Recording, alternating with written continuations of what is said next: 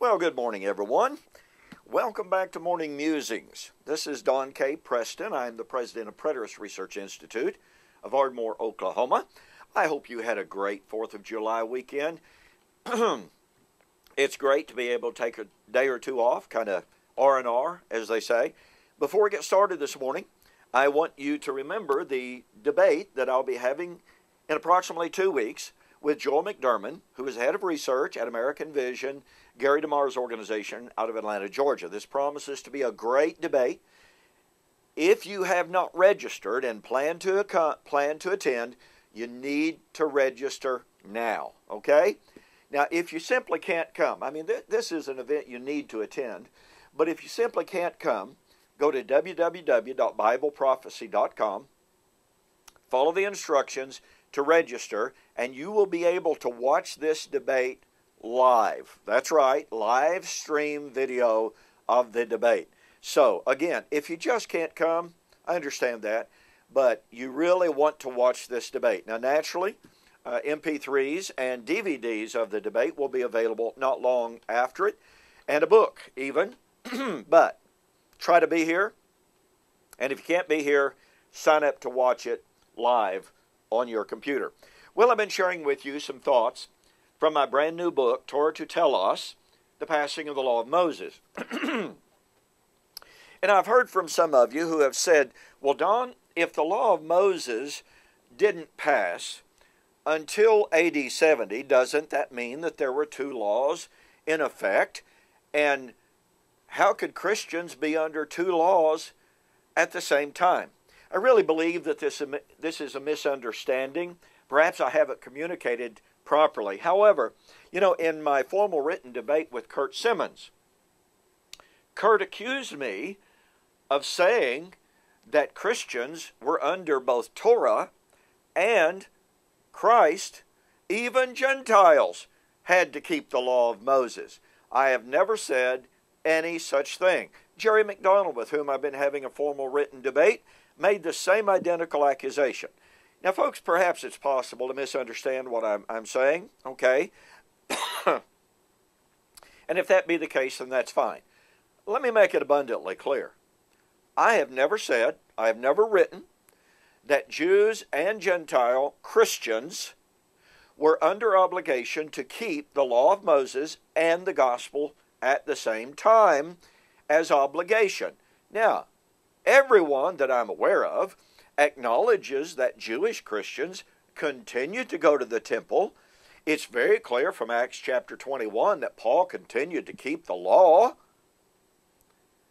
But the bottom line is, so far as God was concerned, when a Jewish Christian was baptized into Christ, they died to the law by the body of Christ. Romans 7 verse 4.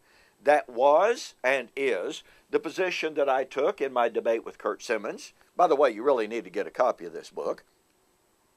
It is what I have taught for years. So, does the Bible teach that two systems could coexist side by side at the same time? Well, of course the Bible teaches such a thing. It's really quite simple. God gave Israel Torah, the law of Moses. There's one system. God did not give the pagan nations Torah. Romans 2:14 says, when the Gentiles who do not have the law do by nature the things contained in the law, they become a law unto themselves. Here's the Torah, here's the Gentiles. Gentiles not under Torah. Jews not under the law of conscience. Two systems at the same time. Now watch what happened.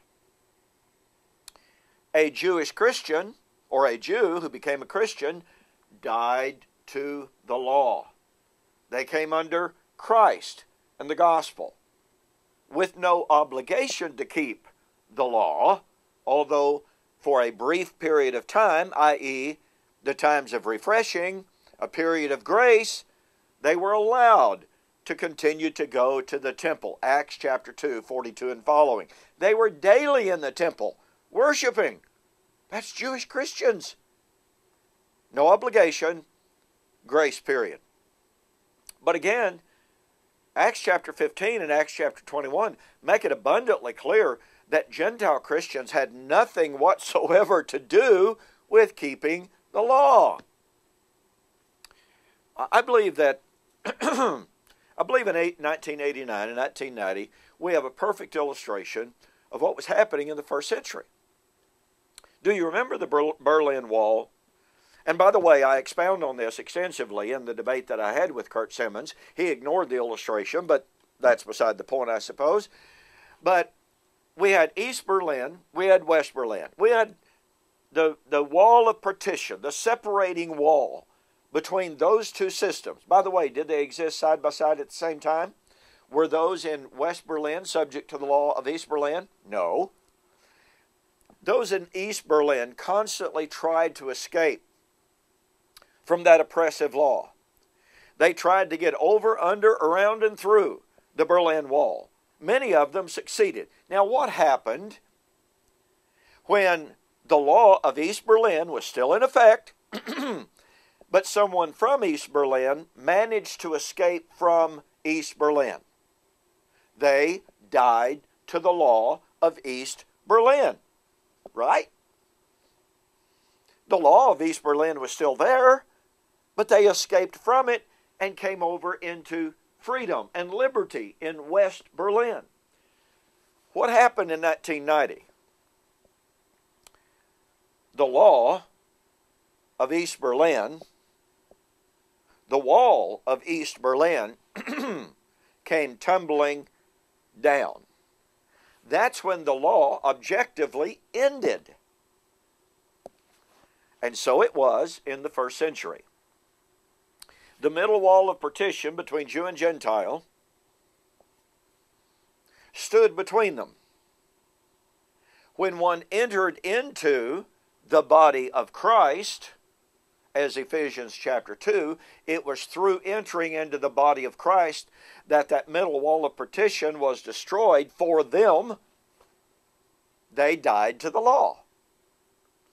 But in AD 70, the law, the covenant, the old covenant, which was old and ready to vanish away, Paul nowhere says the law itself had vanished prior to AD 70. Nowhere. So in AD 70, that old covenant, which had been growing old and was now obsolete, which was when Paul wrote the book of Hebrews, was ready to vanish away, then in AD 70, guess what? The law itself vanished away. Prior to that, those who entered Christ died to it. In AD 70, it died. Well, again, I pointed that out in my debate with Kurt. He ignored that. But I would simply ask you to consider that illustration. Consider what the New Testament says. It was not an impossibility, number one, for God to have two systems in existence at the same time. He had Torah and Gentiles. Gentiles were not under Torah. Jews were not under the law of the Gentiles. No man was under two laws at the same time.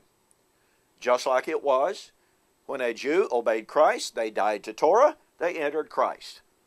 Okay? They were not under two systems at the same time. It would really be cool. It would really be cool and proper and honorable if those who continue to make the charge that I and others teach that Gentiles had to keep the law would correct that misrepresentation. It would really be cool, and it would be right and honorable and correct if those who are making the charge would stop saying that Jews who came into Christ had to continue to keep the law by obligation, and that I'm saying so, because I'm not saying so. It's simply wrong. Hey, gone on long enough this morning. Thanks again for joining me for this morning's Morning Musings. I really hope this clarifies some things. I hope that it will help. We'll see you on the flip side.